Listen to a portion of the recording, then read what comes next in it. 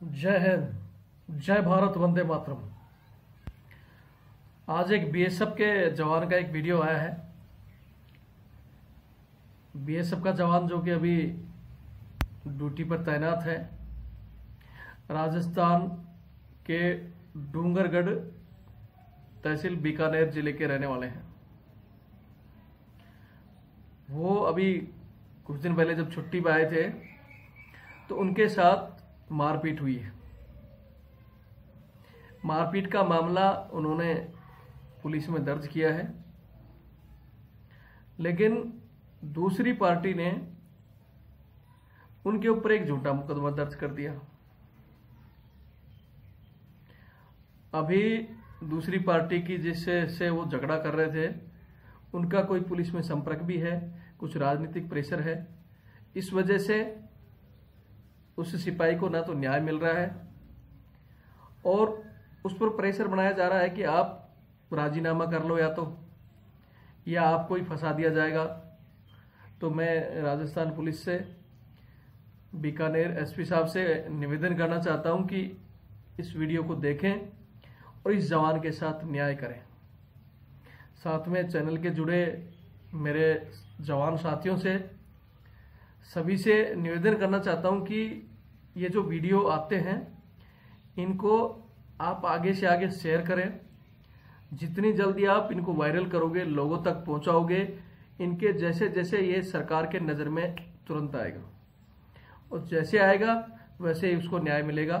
जैसे आपको कल परसों का ही जो केस है, जो जवान जिसको हथकड़ी लगाया था पुलिस ने और मारपीट भी की थी, तो वीडियो आप लोगों ने वायरल किया और तुरंत ही सीआरपीएफ के अधिकारी भी, उनके डीजी साहब, सबने उस पर संज्ञान लिया और उस बंदे को वहां से जमानत में मिली। वो एसआई निलंबित भी हुआ, वहां का था एसएचओ, और स्टेट पुलिस को उस पर केस वापस लेने पड़े। मतलब काफी कुछ, अगर आप लोगों का, एक तो सोशल मीडिया इतना बड़ा जरिया है जिसके जरिए हम हर एक अपने जवान को न्याय दिला सकते हैं, लेकिन उस सब में आपकी और हमारी मेहनत बराबर होनी चाहिए।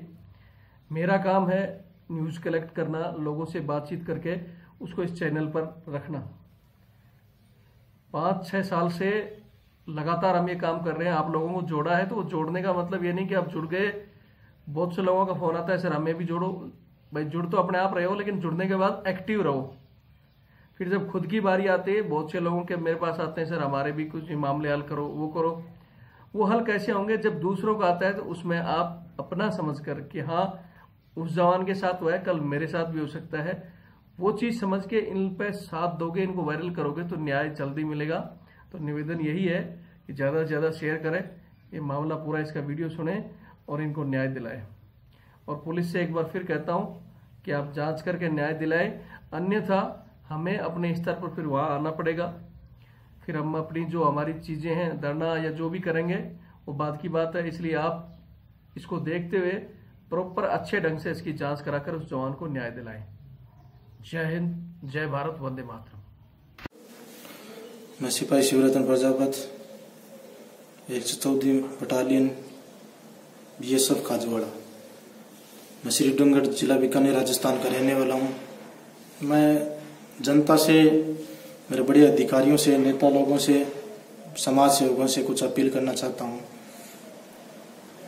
मेरे साथ कुछ ऐसा हुआ है जिसके लिए मेरे को इनके सहयोग की जरूरत है। ये लगभग 8 महीने पहले की बात है, जब मेरे पड़ोसी मेरे घर वालों को परेशान कर रहे थे। झूठे उन पे ब्लेम लगा रहे थे, ऐसे कुछ झगड़ा करना चाहते थे। लेकिन तो मेरे को पता चला कि, तो मैंने उनको कॉल किया, उन्होंने मेरा कॉल अटेंड नहीं किया। मैंने बार बार उनको कॉल किया, मैं बॉर्डर पे था उस टाइम, खाजवाड़ा, बोर कॉल किया तो उन्होंने मेरा कॉल अटेंड नहीं किया। तो मैंने एक वॉइस रिकॉर्डिंग भेजी उनको, समझा इसके लिए, भाई तुम ऐसा क्यों करे, लड़ाई झगड़ा करना चाहते तो वैसे बता दो, ताकि मैं अपने अधिकारियों को बताऊं और वो पुलिस में बताए, उनके खिलाफ कोई कार्रवाई करे।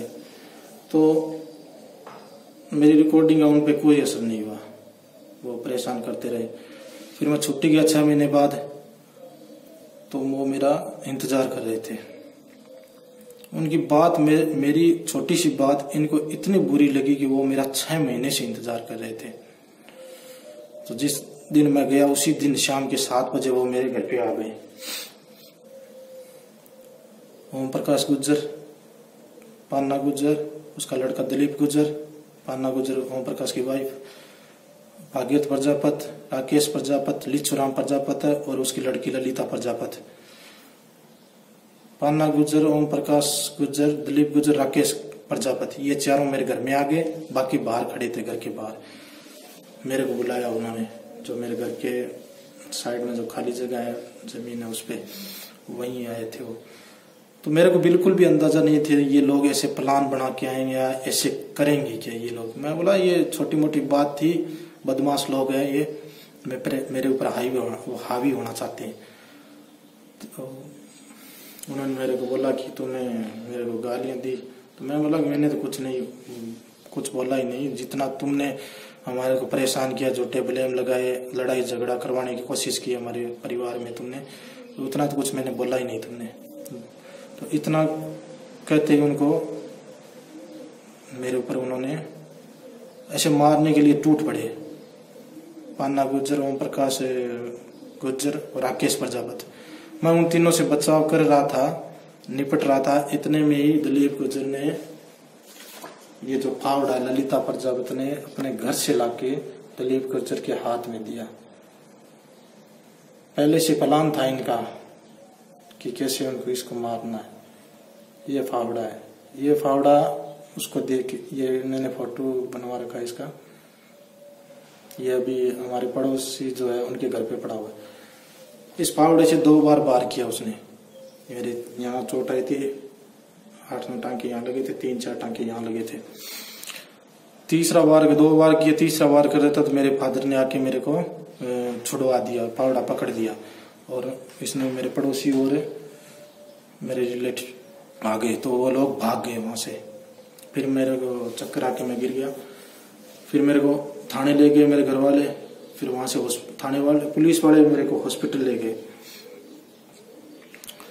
वहां पे डॉक्टर ने टांके लगाए और इतने पान्ना गुज्जर भी वहां आ गई।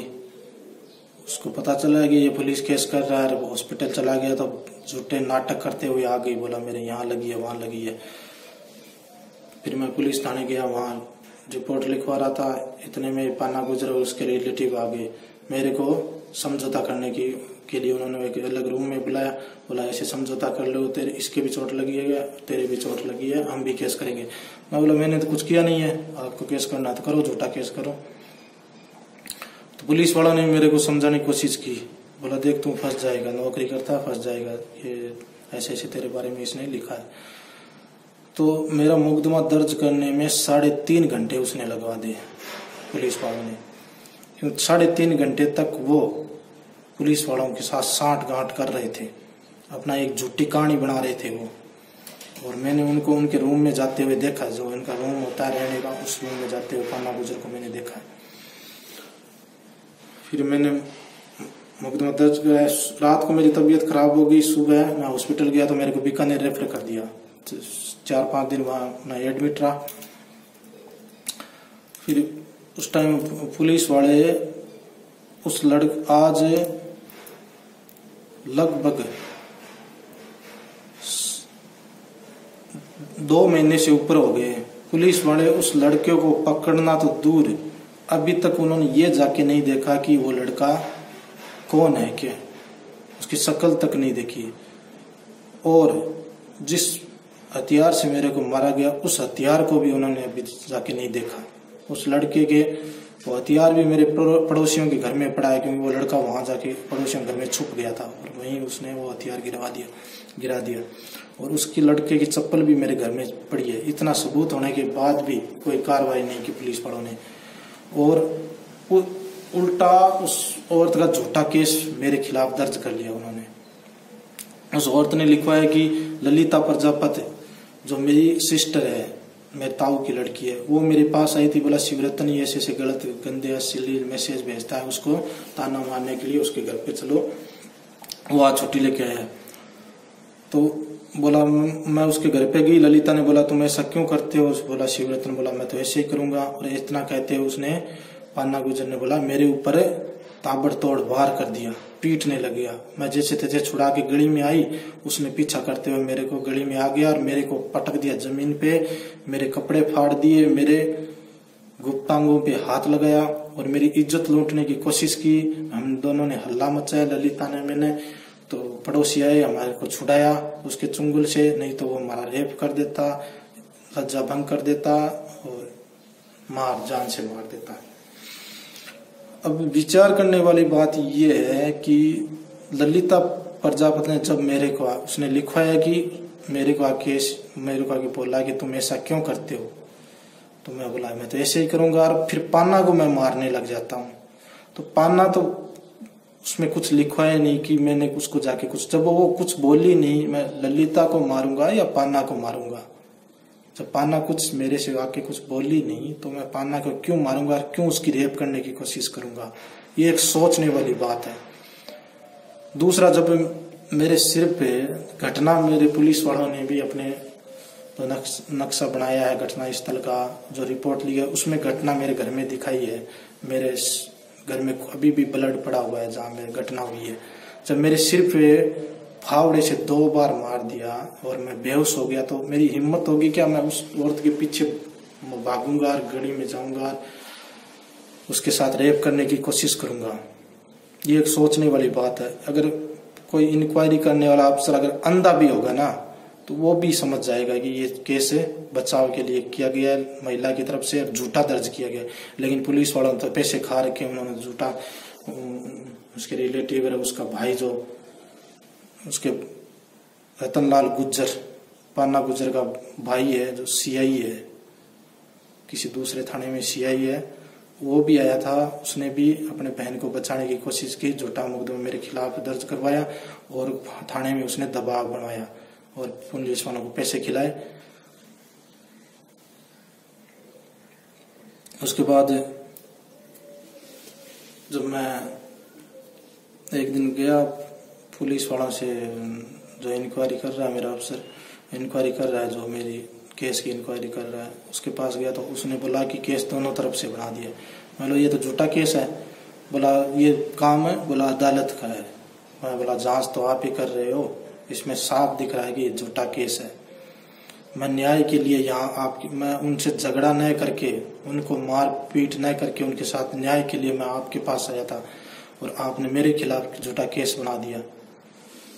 और वो जो रिकॉर्डिंग है, जो उसने बोला अश्लील और गंदी, उस रिकॉर्ड में कुछ भी अश्लील नहीं है। वो एक समझा इसके लिए रिकॉर्डिंग भेजी थी मैंने, वो पुलिस वालों ने भी सुनी थी उस टाइम उन्होंने भी बोला था इसमें कुछ भी अश्लील नहीं है।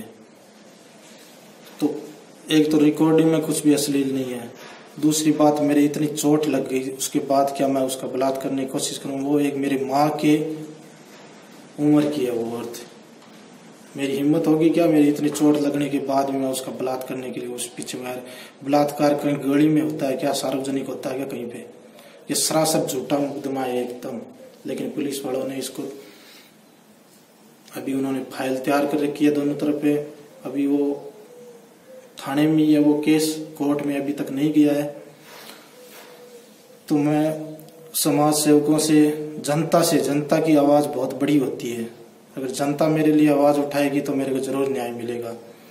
आप लोग ये चाहते हो कि मैं उस औरत के झूठे केस में फंस जाऊं या मैं शांति से जाके अपने बॉर्डर पर ड्यूटी करूं, तो आप मेरा सहयोग करो। मेरे अधिकारियों से भी मैं अपील करता हूं, मेरे बीएसएफ के डीजी महोदय से अपील करता हूं कि आप मेरे बारे में, मेरी तरफ से कुछ मेरी हेल्प करो। और Ravindra Singh ji Shekhawat, army retired person है, जो हम फौजियों के लिए बहुत लड़ते हैं, सोशल मीडिया पर आवाज उठाते हैं, उनसे भी, हर्ष शिकारा से भी मैं अपील करता हूं कि आप मेरी हेल्प करो। ताकि अगर पुलिस वालों की तरफ से तो मैंने देख लिया, मेरे पक्ष में नहीं है वो, उसका भाई सीआई है, उसी के कारण उस औरत की हिम्मत, उसके लड़के की हिम्मत पड़ी है मेरे को ऐसे मारने की। और वो बदमाश औरत है, वो पहले भी हमारे मोहल्ले में 2-3 बार झगड़ा कर चुकी है, मारपीट का ऐसे कर चुकी है, और पहले भी उसके भाई ने उसको बचाया है पुलिस केस से। और मैं जब थाने में गया था रिपोर्ट, तो मेरी कंडीशन ये थी, ये खून से मेरा कपड़े भीगे हुए थे एकदम, ये मेरे सिर में चोट लगी थी, ये चोट लगी हुई थी मेरे सिर में, कपड़े मेरे खून से एकदम भीगे हुए थे। पुलिस वालों ने मेरी रिपोर्ट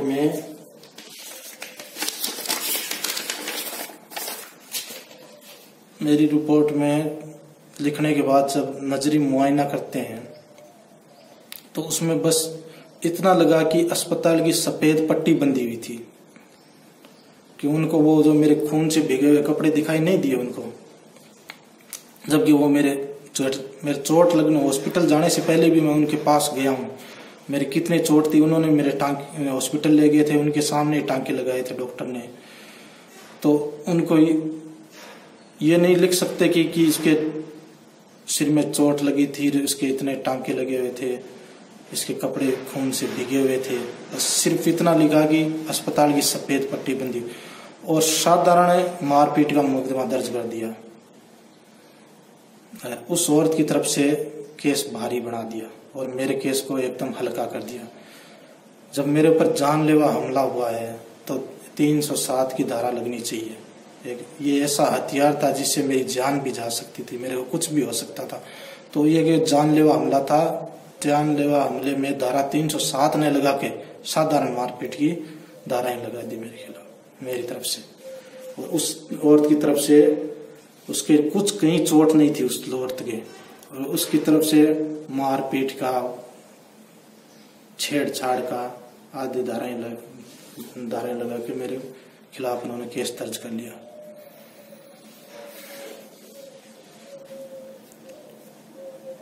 इसलिए मैं जनता से अपील करता हूं कि इसको ज्यादा से ज्यादा आप शेयर करो, ताकि ये वहां तक जाए जहां मेरे को न्याय मिल सके।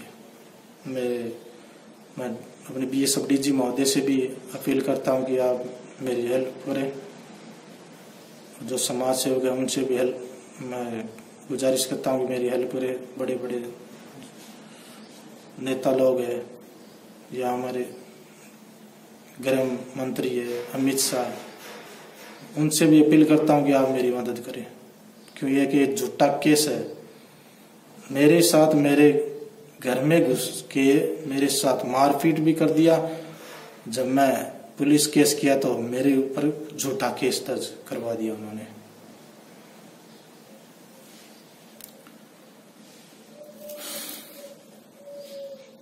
बाकी इतना कहूंगा। जय हिंद, जय भारत।